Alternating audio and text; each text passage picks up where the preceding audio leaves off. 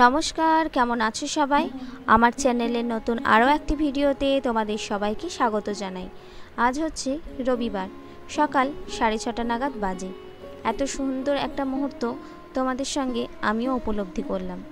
ভিকিকে বললাম পাখির খাঁচায় একটু খাবার দিয়ে দিতে, তো খাবার নিয়ে এসেছে, সেই জন্য পাখিগুলো সব এক সাইডে সেটে গেছে। আর আমি যেহেতু এদিক থেকে ভিডিও করছি, তাই ওরা সব ওইদিকে ভয়ে সেদিয়ে গেছে একদিকে। তো যাই হোক, পুজোটা সকাল সকাল সেরে নেব, তারপরে তো নিচে সারাদিনের টুকটাক কাজকর্ম আছেই। গ্রিন হাউসের জন্য, মানে ওই গ্রিন ছাউনিটার জন্য গাছপালাগুলো কত সবুজ সবুজ লাগছে। আর বিকেলে জল দিয়েছি, গাছগুলো একদম সতেজ হয়ে আসে। কিন্তু আবার যখন বিকেলে আসবো, এই গাছগুলো একেবারে ঝিমিয়ে যাবে। এখন জল দেব না, এখন ঝটপট পুজোটা সেরে আসবো, তারপরে নিচে গিয়ে ব্রেকফাস্ট তৈরি করা, ব্রেকফাস্ট দেওয়া, টুকটাক কাজকর্ম এগুলো সারতে হবে। চলো আগে ঝটপট ফুলগুলো পেরে নিই।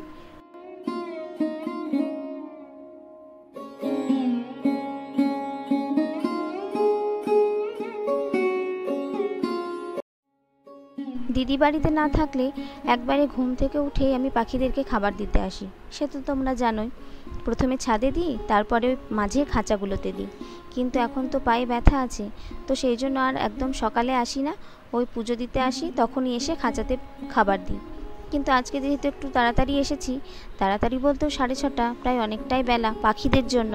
পাখিদেরকে খাবার দিতে ওই 5:30টার সময় এলেই হয়, তাহলে বেশ এক ছাদ ভর্তি পাখি আসে, পায়রা আসে। তো আজকে একটু লেটই হয়ে গেছে, কিন্তু কিছু করার নেই। মাঝের ছাদে, মানে মাঝের খাঁচাতে তো পাখি খাবার দিয়েই দিল বিকি। তো এসে দেখি 2-4টে পায়রা বসে আছে। তো চাল ছড়িয়ে দিতেই দেখছি আবার সারি সারি পায়রা উড়ে চলে আসছে। তো আরও 2 মুঠো চাল আমি বেশি ওখানে ছড়িয়েই দিলাম। ওই পায়রাগুলোর মাঝখানে আবার 2-4টে কাকও আছে। ওদের তো ওই বাঁশ গাছে বাসা করেছে, এখন তো ওইদিকে যাওয়াই যায় না ঠাকুরের বাসন টাসন মানে মাজতে, আর কাপড় মিলতে তো এখন আসি না, এলে ওই লাঠিকে হাতিয়ার করে নিয়ে যেতে হয়। তো সেই জন্য আজকে আর বাসন মাজতে ওদিকে যাব না, বালতিতে জল ধরে রাখা আছে। তো ওই ঠাকুর ঘরে বাসন টাসন মেজে চলো ঝটপট পুজোটা দিয়ে নিই, তারপরে সারাদিনের বাকি কাজকর্ম তো পড়েই আছে।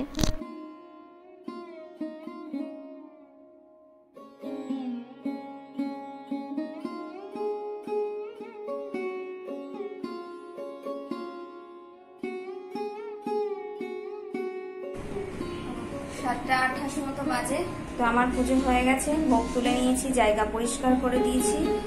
আর এখন না আর বেশিক্ষণ ফুটছে না, সেই জন্য এরকমভাবেই ঠাকুরকে সাজাতে হচ্ছে, কি আর করা যাবে। আর এখানে বাসনও ধুয়ে নিয়েছি। চলো এবার নিচে গিয়ে ব্রেকফাস্ট বানাবো, সবাইকে ব্রেকফাস্ট দেবো। রায়ও এখন উঠেছে নাকি জানি না, না উঠে থাকে ওকে আবার ডাকতে হবে।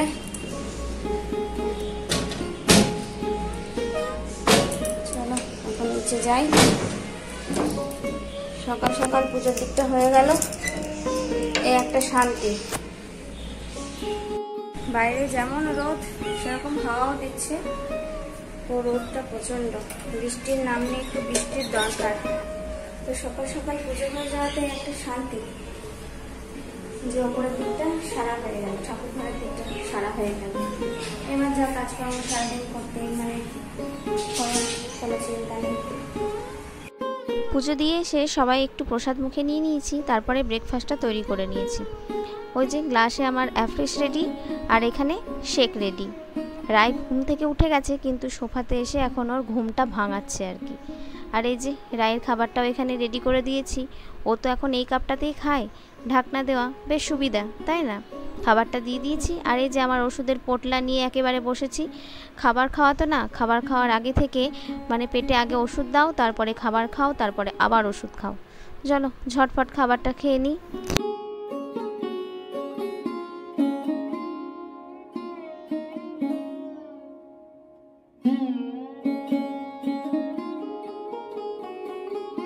ব্রেকফাস্ট সেরে নিয়েই বেরিয়ে পড়েছি আমার পাড়ার দোকানে যাব বলে।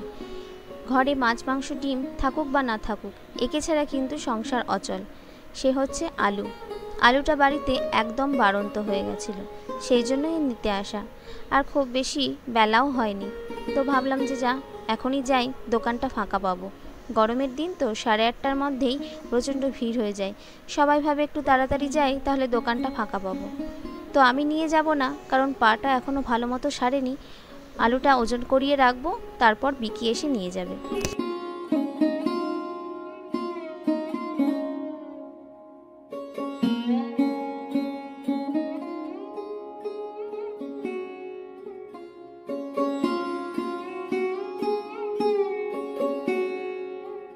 ভেবেছিলাম অনেকটা পরিমাণেই আলু নেব, আমাদের তো আলুটা বেশি লাগে, তো কিন্তু হলো না। আলু সেরকম ভালো ছিল না, যেটুকু ছিল বেছে বেছে 5 কেজি মতো নিয়েছি। আর আলুর দামও খুব বেশি, বললো নাকি এই 2 দিন একটু থাকবে।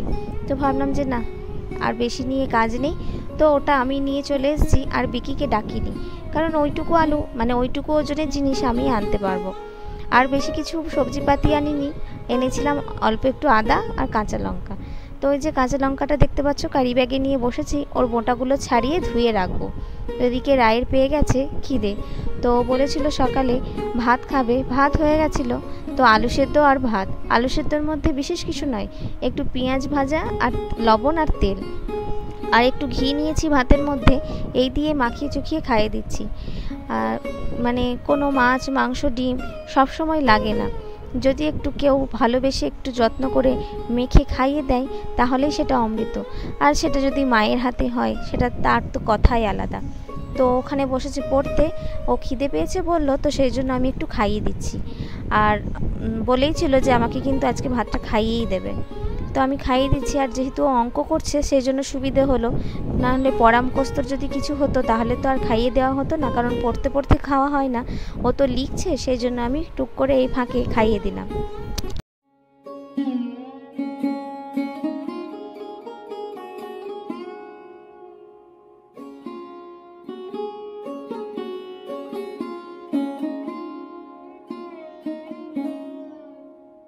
সকাল সকাল পুজো দিতে চলে গেছিলাম, সেই জন্য আর কাপড়টা কাচা হয়নি, ভিজিয়ে দিয়েছিলাম সকালেই।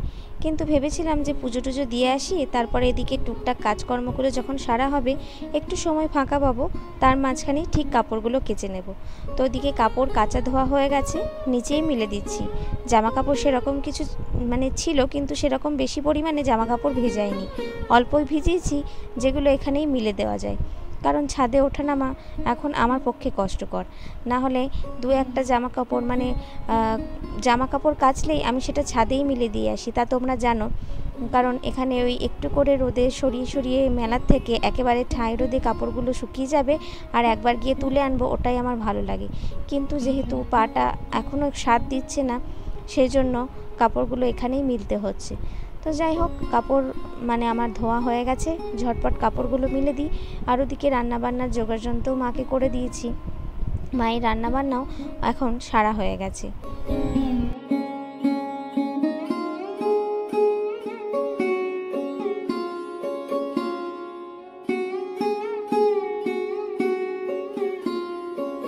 কাপড় চোপড় মিলে এসে একটু ফ্যানের তলায় বসলাম, আর রায়ও ওদিকে খেলা করছিল। রায়ে স্নান করা হয়ে গেছে, তো ওকে বললাম আর কদিন পরে তো নাচের পরীক্ষা, নাচগুলো একটু প্র্যাকটিস কর, তাল আছে আরও কিছু প্রশ্ন উত্তর আছে, সেগুলো মানে প্র্যাকটিস কর একবার করে, না হলে কি করে পারবি। তো কোনো কিছুই ওকে দিয়ে একবার বলাতে করানো যায় না, ওকে সেই 3-4 বার বলে মানে নিজের মেজাজটা খারাপ করব, তারপরে ওটা গিয়ে প্র্যাকটিস করবে। তো এটা কিন্তু একবার বলাতে হয়নি, 2-3 বার বলতে হয়েছে, তারপরে ও এসছে নাচটা প্র্যাকটিস করতে, কারণ ও এখন খেলাতে মত্ত হয়েছিল। তো কিছু করার নেই, বিরক্ত লাগলেও।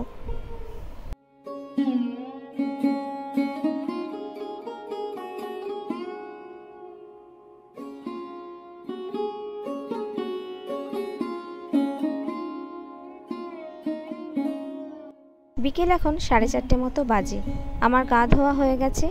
রায়ের নাচ প্র্যাকটিসের পর আর তোমাদের সামনে আসা হয়নি, আর আজকে লাঞ্চের মেনুটাও শেয়ার করা হয়নি। তো ওদিকে পান্নাদি বাসন মেজে দিয়েছে, বাসনটা জল ধোয়া করে চলে এসেছি মাঝের ছাদে। এখন তো আর বারবার ওপরে আসা হয় না, তো সেই যখন পুজো দিতে আসি তখন খাবার দিয়ে যাই, আর যখন সন্ধে দিতে আসি তখন একবার খাঁচাটা চেক করি যে খাবার লাগবে বা কতটা লাগবে, সেগুলো একবার চেক করে নিই। তো এখন দেখলাম খাবার আর লাগবে না, কারণ সকালে বিকি অনেকটা পরিমাণে খাবার দিয়ে দিয়েছে। তো জলটা কেবল পাল্টে দিলাম, কারণ জলে ওই খাবারের খোসা আরও নোংরা ফেলে, তো দিয়ে জলটা গন্ধ ছাড়ছিল, সেই জন্য জলটা শুধু পাল্টে দিলাম। এবার গাছে জল দিয়ে দেব, আর আজকে বড় বালতিতেই জল নিয়েছি, বেশি জল নিইনি, অল্পই জল নিয়েছি, কারণ কালকে ওই ছোটো বালতিতে করে জল নিয়ে আসাতে অনেকবার আমার হাঁটা চলা হচ্ছিল, তাতে পাটা একটু অসুবিধে হচ্ছিল। তো সেই জন্য ভাবলাম যে না, এই বড় বালতিতে জল নিই, একটু বেশি পরিমাণে নিলে আনতে পারবো। তো সেই জন্য এতেই নিয়েছি। রায়কে একবার ডেকেও এলাম যে গানটা প্র্যাকটিস করবে বলে, কিন্তু ওই যে বললাম ওকে একবার কথা বলাতে কোনো কাজ হয় না। ওকে ডেকে এসেছি আমি ঠিকই, কিন্তু আসে ও আমার বলার অনেকটা পরে। তো যাই হোক, ও চলে এসেছে, ও এখন গান প্র্যাকটিস করছে, আর আমি গাছে জল দিয়ে চলে যাব সন্ধে দিতে।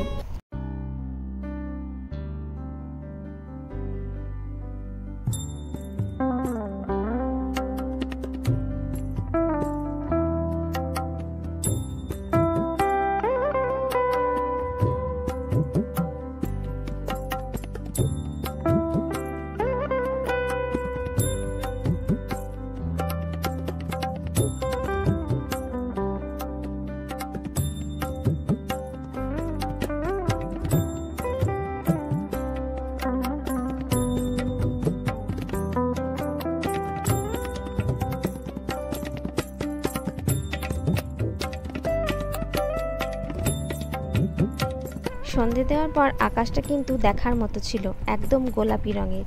সন্ধে দেখানো হয়ে গেছে, নিচেও দেখিয়ে দিয়েছি।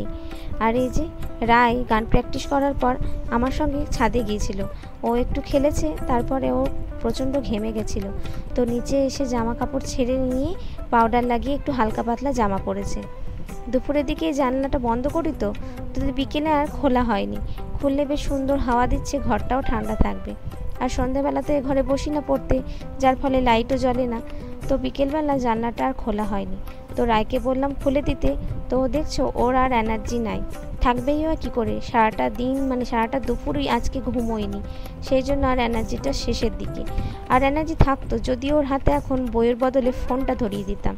ওই যে বই দেখে ও বলছে আমি আজকে আর পারছি না, তো সেই জন্য আমি ওকে একটু বইয়ের চাপটা কমিয়ে দিলাম, একটু কম কম বই নিয়ে যেতে বললাম। তো এখন বইগুলো রেডি করে নিই, তারপরে ওই ঘরে গিয়ে যতক্ষণ পারবে একটু পড়িয়ে নেব, তারপরে খাওয়া দাওয়া করে শুয়ে পড়বে আর কি। এই যে এই ঘরে এসেও দেখো ওর এনার্জি নাই, একদম নিস্তেজ হয়ে পড়ছে, কিভাবে শুয়ে পড়ছে দেখতে পাচ্ছ। চলো যতক্ষণ পারবে ততক্ষণ পড়ুক, তারপরে আর কি। ভিডিওটাও তাহলে এখানে এন্ড করছি। ভিডিও ভালো লাগলে অবশ্যই একটা লাইক কমেন্ট শেয়ার করতে ভুলো না। তোমরা যারা আমার চ্যানেলে নতুন তারা প্লিজ চ্যানেলটিকে সাবস্ক্রাইব করে পাশে থেকো, আর যারা সাবস্ক্রাইব করেছো তাদেরকে অনেক ধন্যবাদ। তোমাদের সঙ্গে দেখা হবে নতুন আরও একটি ভিডিওতে। তোমরা ততক্ষণ ভালো থেকো, সুস্থ থেকো, সাবধানে থেকো। Love you all, good night and tata.